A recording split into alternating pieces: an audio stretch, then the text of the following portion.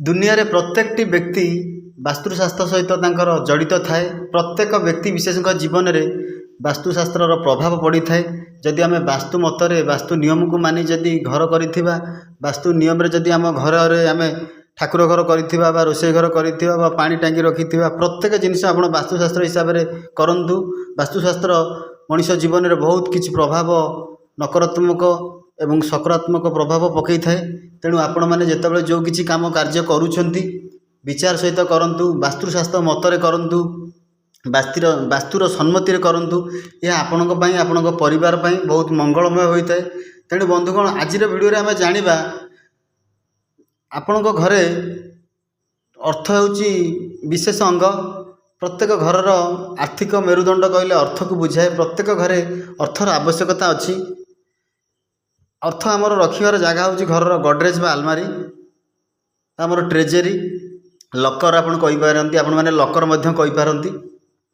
आज आम भिडियो जानिबा प्रकृत में घरर कौ जगार कौ कोण रे जदि आम आलमारी रखुचे बा गडरेज रखुचे, यह आम घर पर शुभ होता है। आम घरर उत्तर उन्नति होता है। आम घरे माँ महालक्ष्मी वास करिथांती। आम घरे धन धान्य वृद्धि होता है। आम घरे केबे अभाव पड़ी न थाए। आम घर केबे बेशृंखला हो न थाए।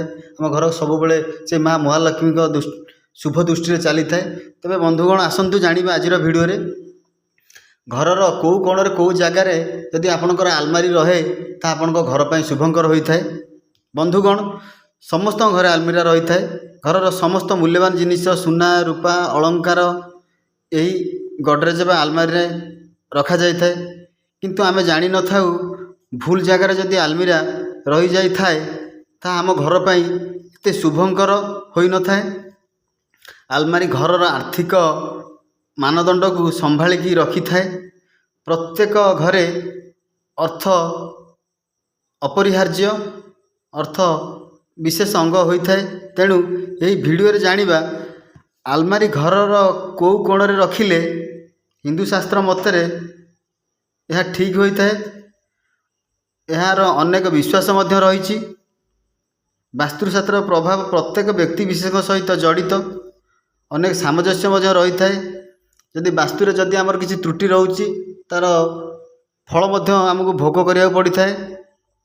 वास्तुशास्त्र को मानिकी प्रत्येक कार्य कले घरे कौन सी प्रकार क्षति पहुँची न थाए।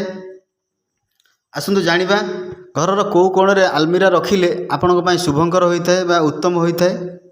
उत्तर दिग हेउची माँ महालक्ष्मी और कुबेरंकर स्थान होता है।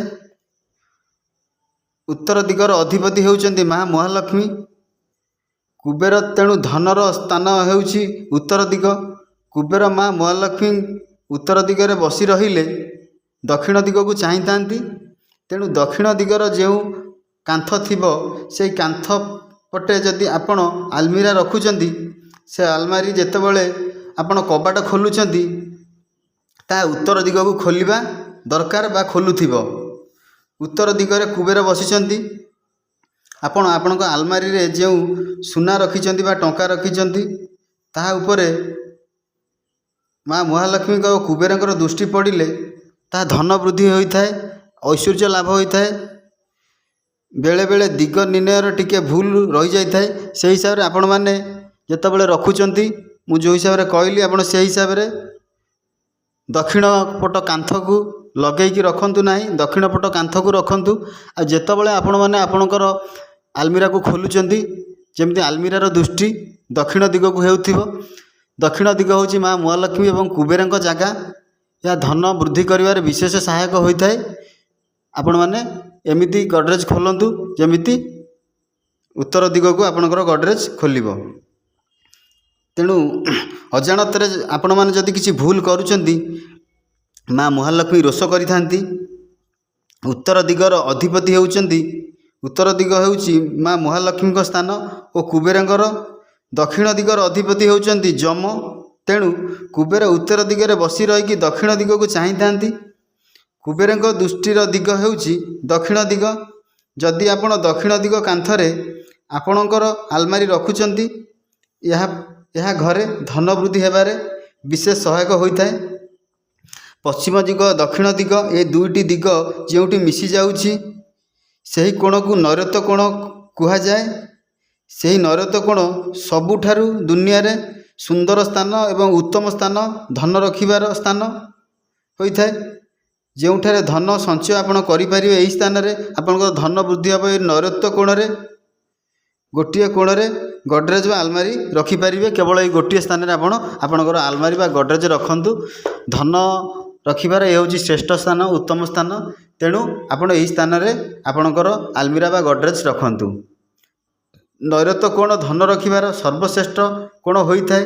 ଧନ ରଖିବା ପାଇଁ ଆମେ ଦକ୍ଷିଣ ଦିଗର କାନ୍ଥ ଆଡ଼କୁ ଆଲମାରି ରଖିବା ଉଚିତ। ସେ ଆଲମାରି ଖୋଲିଲା ବେଳକୁ ସେ ଉତ୍ତର ଦିଗକୁ ଖୋଲୁଥିବା ଦରକାର ବା ଖୋଲୁଥିବ ଏବଂ କୁବେରଙ୍କର ଦୃଷ୍ଟି ସେହି ଧନ ଉପରେ ପଡ଼ିବ ଏବଂ ଧନ ବୃଦ୍ଧି ହେବ।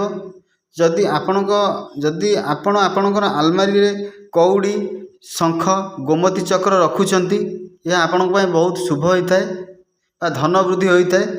ବାସ୍ତୁଶାସ୍ତ୍ର ମତରେ ବାସ୍ତୁକୁ ମାନି ଚଳିଲେ ଜୀବନରେ ବହୁତ ଖୁସି, ଜୀବନ ବହୁତ ସରସ ସୁନ୍ଦର ହୋଇଥାଏ। ଯଦି ଦର୍ଶକ ବନ୍ଧୁ ଆପଣମାନଙ୍କୁ ଆମ ଭିଡ଼ିଓଟି ଭଲ ଲାଗୁଥାଏ, କମେଣ୍ଟରେ ମା ମହାଲକ୍ଷ୍ମୀ ବୋଲି ଲେଖନ୍ତୁ। ଚ୍ୟାନେଲଟିକୁ ସବସ୍କ୍ରାଇବ୍ କରନ୍ତୁ, ଆମ ଭିଡ଼ିଓକୁ ଲାଇକ୍ କରନ୍ତୁ, କମେଣ୍ଟ କରନ୍ତୁ। ଜୟ ଜଗନ୍ନାଥ, ଜୟ ମା ଲକ୍ଷ୍ମୀ। ଦୁନିଆରେ ପ୍ରତ୍ୟେକଟି ବ୍ୟକ୍ତି ବାସ୍ତୁଶାସ୍ତ୍ର ସହିତ ତାଙ୍କର ଜଡ଼ିତ ଥାଏ। ପ୍ରତ୍ୟେକ ବ୍ୟକ୍ତି ବିଶେଷଙ୍କ ଜୀବନରେ ବାସ୍ତୁଶାସ୍ତ୍ରର ପ୍ରଭାବ ପଡ଼ିଥାଏ। ଯଦି ଆମେ ବାସ୍ତୁ ମତରେ, ବାସ୍ତୁ ନିୟମକୁ ମାନି ଯଦି ଘର କରିଥିବା, ବାସ୍ତୁ ନିୟମରେ ଯଦି ଆମ ଘରରେ ଆମେ ଠାକୁର ଘର କରିଥିବା ବା ରୋଷେଇ ଘର